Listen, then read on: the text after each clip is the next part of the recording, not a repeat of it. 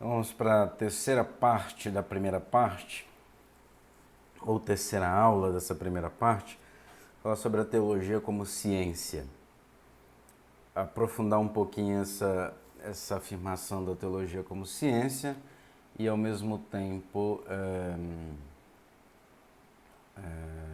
falar um pouco sobre o método.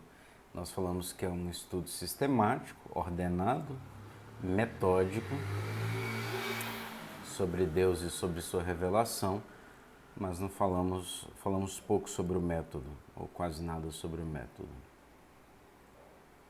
Bom, nós já vimos que esse conceito de ciência não é o mesmo, esse conceito clássico de ciência não é o mesmo da ciência moderna.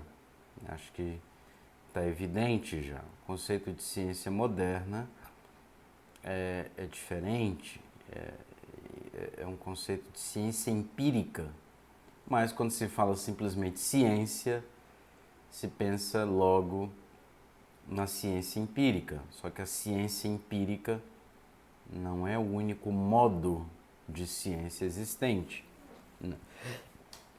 As ciências empíricas não têm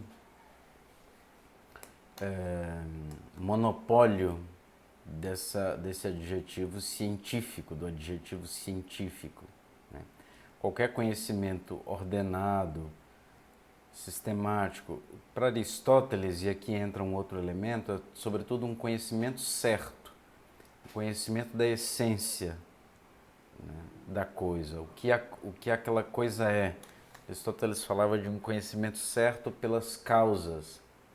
Ele falava de 4 causas principais: formal, material, final e eficiente. De qualquer forma, algumas coisas aqui, alguns elementos a mais. Um conhecimento certo, né? A teologia nos traz um conhecimento certo? Sim, nos traz. É sistemático? Sim.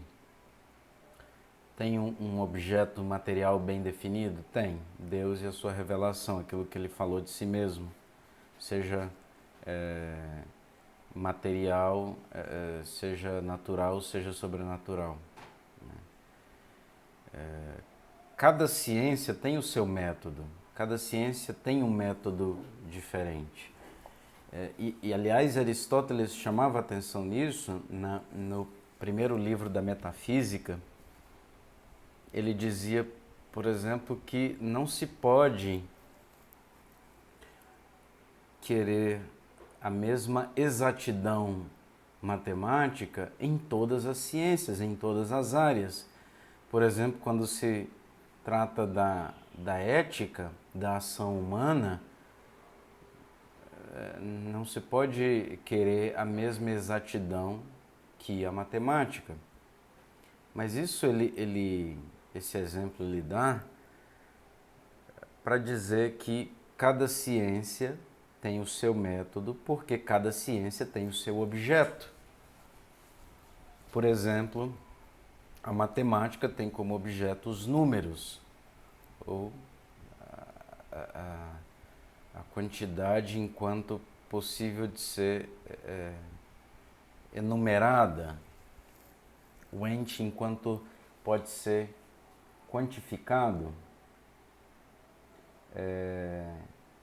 Já a biologia tem como objeto de estudo o ente enquanto vivente. Biologia, né? A própria palavra bios, vida, logos, discurso, estudo. Então, os objetos materiais são diversos. A biologia da matemática. Obviamente que o método que eu vou usar para estudar o ente vivente, enquanto ele é vivente, não é o mesmo método que eu vou usar para estudar o ente enquanto quantificável, o número. Ou seja, o que determina uma ciência, o que diferencia, o que determina cada ciência e o que distingue uma ciência da outra é o seu objeto. O que aquela ciência estuda.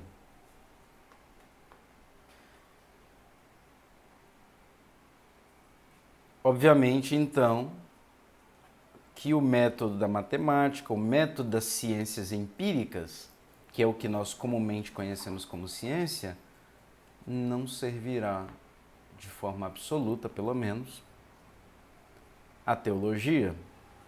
A teologia tem o seu método.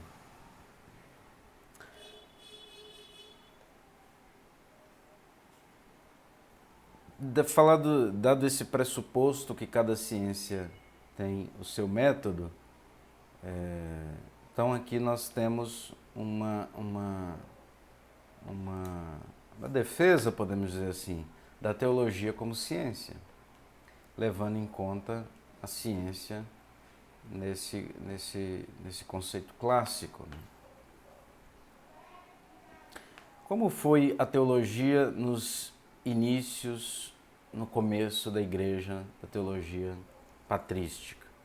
Existe uma teologia patrística? Sim, existe. Imediatamente após o fim dos escritos do Novo Testamento, começam-se a produzir os escritos teológicos na igreja.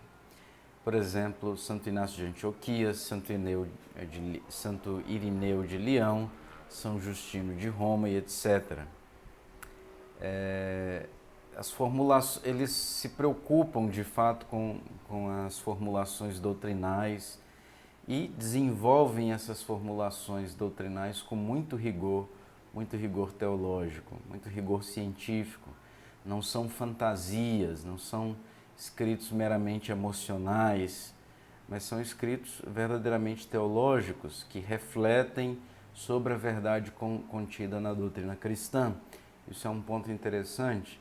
O que a gente vê em todos esses padres? Um esforço de reflexão, de compreensão e de expressão do conteúdo da doutrina da fé, do conteúdo da doutrina cristã. Eles queriam expressar do melhor modo possível a verdade da doutrina da fé. Tinham uma preocupação pastoral por detrás disso. Aqui nós não temos uma oposição e nem mesmo uma ruptura entre doutrina e pastoral. Por que esses padres da igreja aqui citados se preocuparam em esclarecer os elementos da doutrina? Por amor às almas, por amor àquelas pessoas que eles queriam que fossem salvas, até porque uma doutrina herética, uma doutrina errônea ou mal entendida, ela pode levar a uma vida errônea, a uma vida contrária à vontade de Cristo e pode colocar em risco a salvação. A preocupação com a doutrina revela uma preocupação pastoral. Né?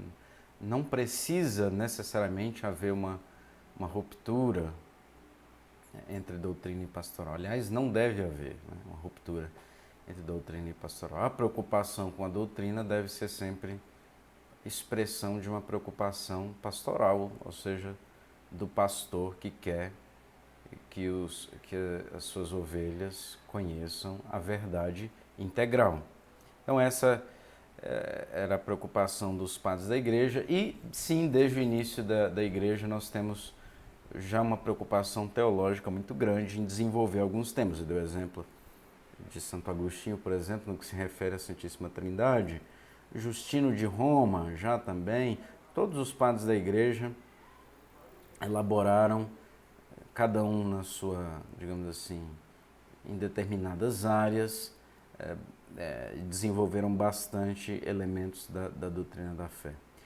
Com o passar do tempo, a filosofia vai cada vez mais servir de instrumento científico para a teologia. Aqui nós temos uma afirmação que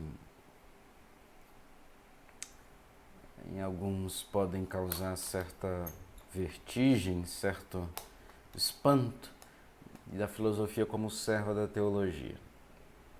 A filosofia é serva da teologia em dois sentidos. Primeiro, a teologia é superior, porque o seu objeto é superior. A filosofia estuda o ente, né, nas suas diversas perspectivas, A ética, por exemplo, estuda a ação humana, a antropologia estuda o homem, a metafísica estuda o ente enquanto ente, nos seus princípios primeiros e causas últimas, etc., até chega até Deus como causa do ente. Mas, de qualquer forma, só a teologia tem como objeto Deus na sua revelação sobrenatural. A teologia natural também é limitada por aquilo que a razão pode conhecer de Deus sozinha. Então, a ciência teológica é superior à ciência filosófica. A filosofia também, nesse sentido, é serva da teologia, enquanto oferece à teologia os instrumentos, o arcabouço racional para que a teologia possa tratar dos seus temas. Veja bem que isso não diminui em nada a filosofia, né? Pelo contrário, a filosofia, na verdade, auxilia a teologia para que a teologia possa ser aquilo que ela é. Como a filosofia auxilia a teologia? Como eu disse, com o seu instrumento racional, que inclui linguagem, que inclui também método. Nós vamos falar na teologia de método indutivo, de método dedutivo, de método analítico, de método sintético. Na verdade, a teologia é um conjunto de todos esses métodos. Todos esses métodos podem ser usados na teologia em certo momento, em dado momento. Mas é a filosofia quem vai ceder o arcabouço racional para que a teologia possa se firmar como ciência. Santo Agostinho, por exemplo, foi muito importante para isso, para esse auxílio da filosofia à teologia. Também nós devemos evitar aquela interpretação, porque não é verdadeira, de que esse auxílio da filosofia à teologia foi uma contaminação da revelação com o paganismo.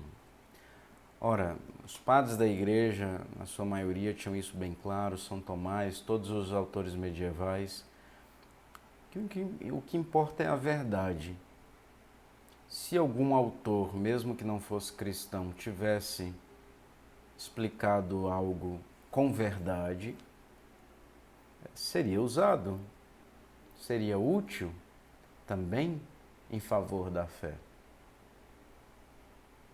Basta ver, por exemplo, como exemplo claro disso, as citações de Santo Tomás em todas as suas obras, absolutamente todas as suas obras. Tem citação dos padres da igreja, da Sagrada Escritura, de obras filosóficas da filosofia grega, Platão, Aristóteles, dos filósofos gregos platônicos, dos neoplatônicos, dos filósofos romanos, da latinidade clássica, juristas, filósofos árabes, filósofos judeus. Ou seja, São Tomás se preocupava não tanto de quem veio tal afirmação, mas se era verdadeira ou não. Se era verdadeira, serve à fé, porque toda verdade serve à fé. Não há contradição entre a verdade e a fé.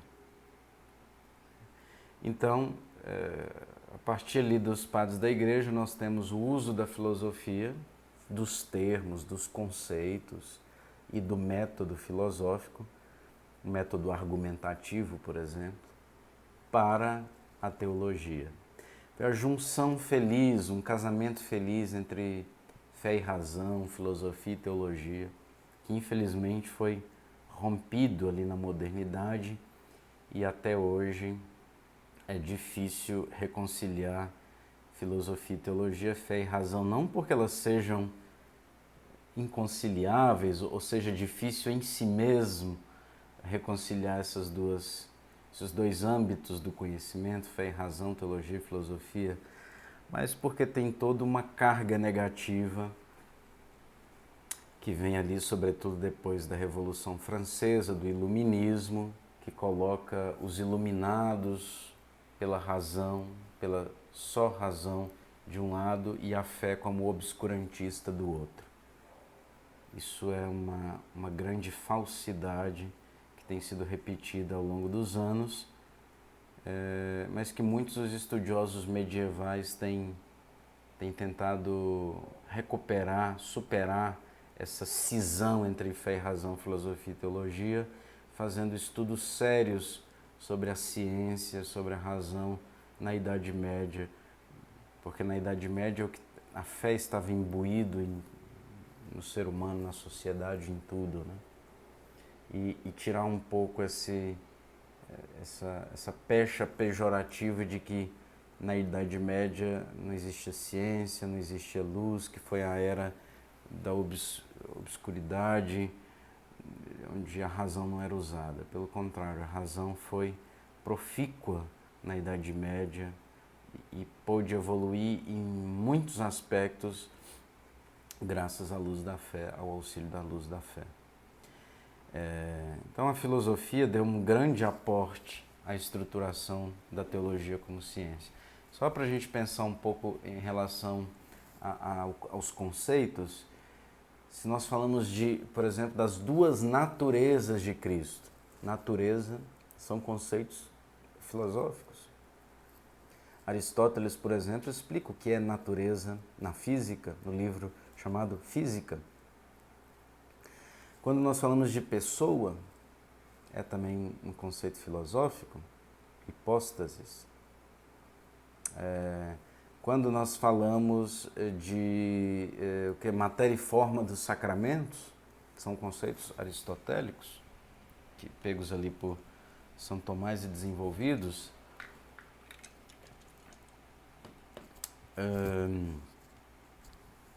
Quando nós falamos de espécie angélica, também são conceitos metafísicos, filosóficos.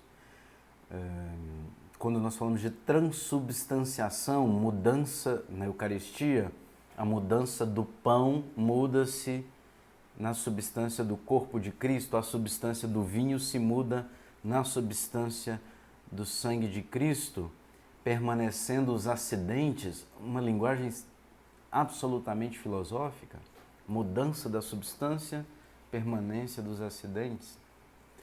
Então veja só eu dei aqui alguns exemplos que me vieram à mente agora, de conceitos que serviram à teologia, serviram ao desenvolvimento da teologia como ciência. A filosofia foi e é muito importante. Quanto ao método, a filosofia ofereceu a investigação metódica e a exposição sistemática para a teologia. Veja bem, não se faz ciência também quando se investiga racionalmente um determinado assunto. Não é só pesquisa de campo que é ciência. Eu estou fazendo ciência, por exemplo, quando eu examino fontes, quando eu leio as fontes, quando eu compreendo, quando eu apresento a compreensão daquilo que eu li naquelas fontes de forma clara, quando eu interpreto,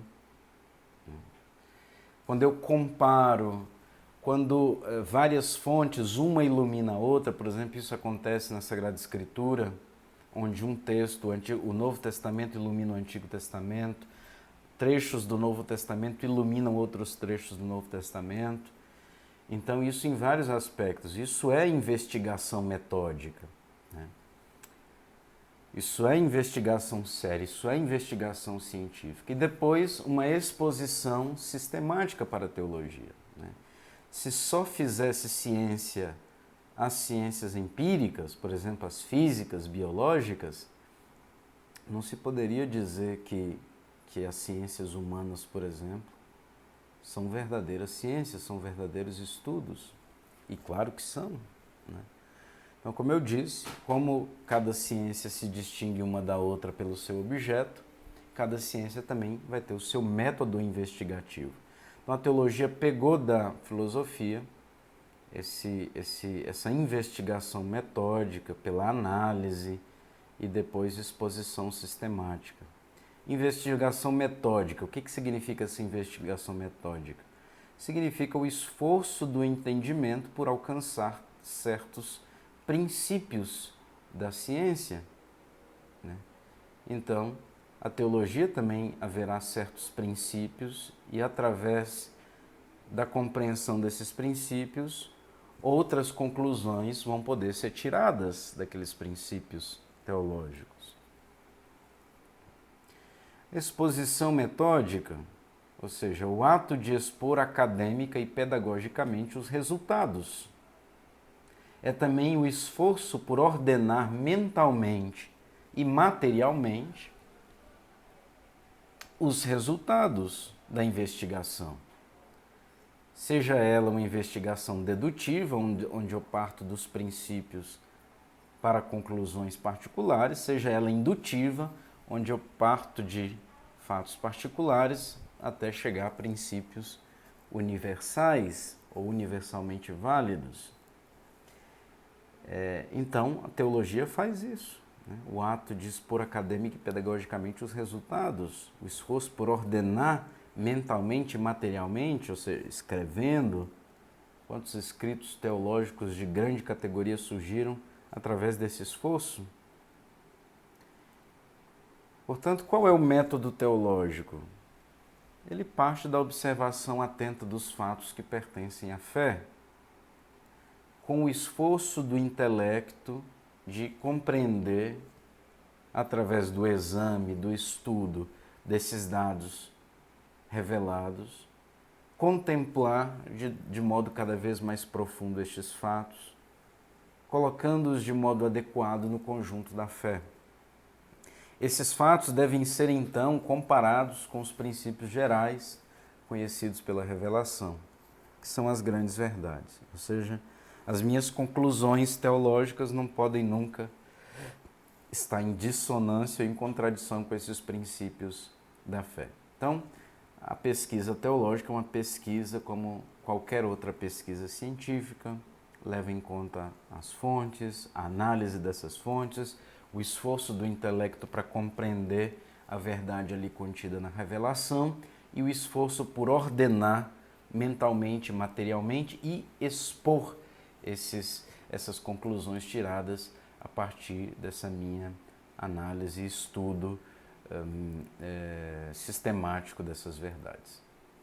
São Tomás de Aquino, para encerrar aqui essa terceira parte da primeira parte, terceira aula da primeira parte, na Suma Teológica, na primeira parte, na questão 1, artigo 1 a 10, ele fala sobre a teologia como ciência. Sobre a teologia em geral, e eu peguei aqui 2 artigos, o artigo 1 e o artigo 8, Suma Teológica, eu vou deixar a descrição aqui embaixo.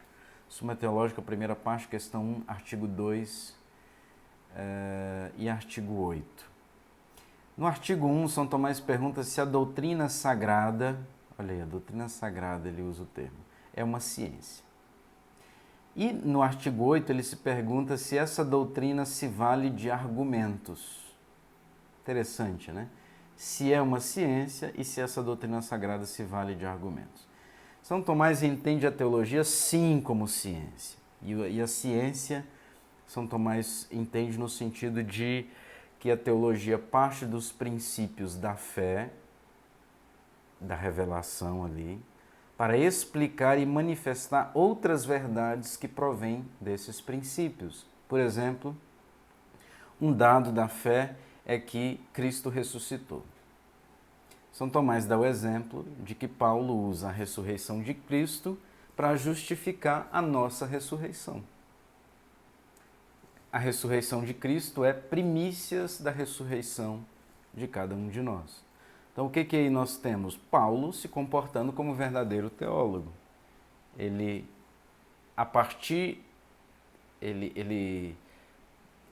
de um dado revelado mais evidente, Cristo ressuscitou, fato histórico, ele explica num segundo passo, num segundo momento, que se Cristo ressuscitou, nós temos aí a promessa também da nossa ressurreição. Então, a teologia é uma ciência argumentativa, não é uma ciência empírica. A teologia demonstra os seus argumentos, demonstra as suas verdades através da argumentação, não através do experimento. E esses princípios da teologia, onde estão encontrados? Na autoridade de quem os revelou. Então aqui eu não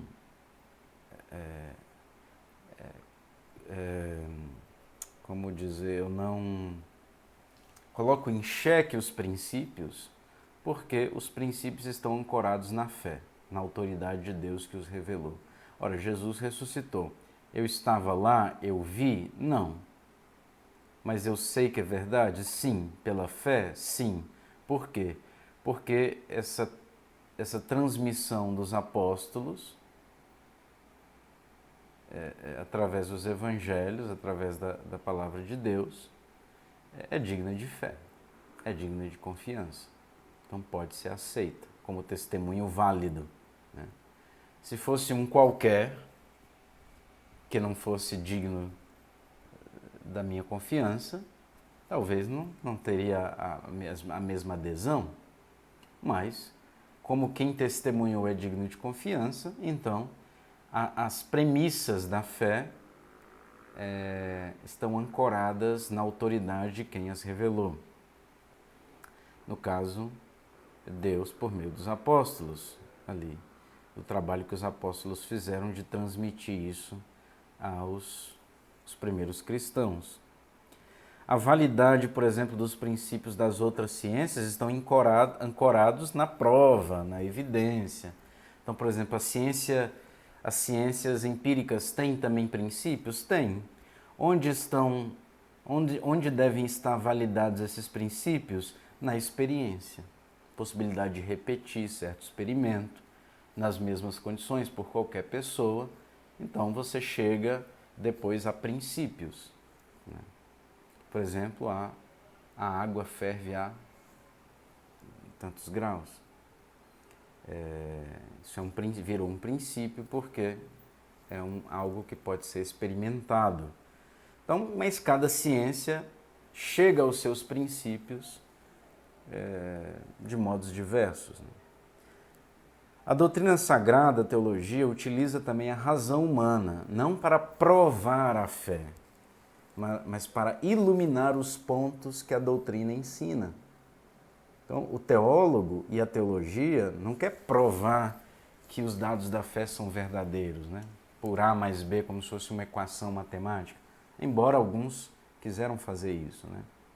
Provar a existência de Deus por equações, etc, etc. Não é essa a intenção da teologia. Não é provar a doutrina da fé, os dados da fé ou a própria fé, mas é iluminar os pontos que a doutrina ensina e que eu adiro por um ato de fé.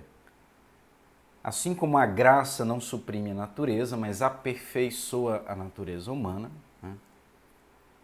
Convém que a razão natural sirva à fé. A fé não elimina a razão, né? Como muitos pensam. Que quem tem fé é menos racional? Não. Qual é a diferença entre quem tem fé e quem não tem fé? Quem tem fé, a fé ilumina a razão, eleva a razão, para que a razão possa alcançar verdades que sozinha a razão não poderia alcançar. Assim, a razão natural usa também os filósofos de São Tomás, né? Aqui eu estou resumindo o artigo 1 e 8. A razão natural usa a filosofia, usa os filósofos, quando esses filósofos, por sua razão natural, puderam atingir a verdade.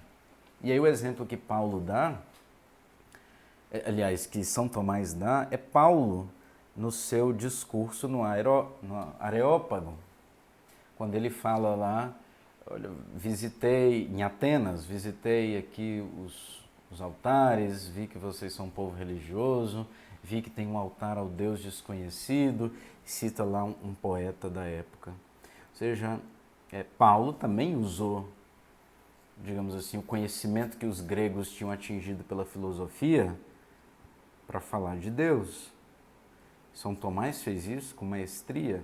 Ele pegou a verdade onde a verdade estava e usou a verdade em favor da fé.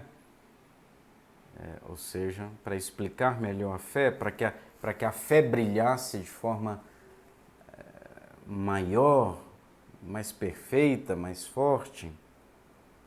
A teologia, obviamente, vale-se da autoridade da Sagrada Escritura, justamente por isso, por causa do Sagrada Escritura e a Sagrada Tradição, são testemunhos autênticos e dignos de fé.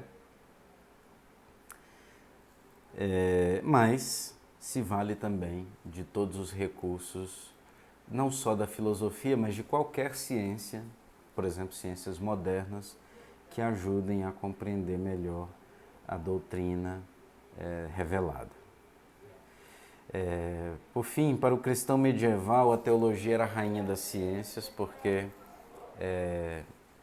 estuda Deus, faz um discurso sobre Deus. E, portanto, merece o título de rainha de todas as ciências. Então, nós terminamos com isso essa terceira parte. Até mais.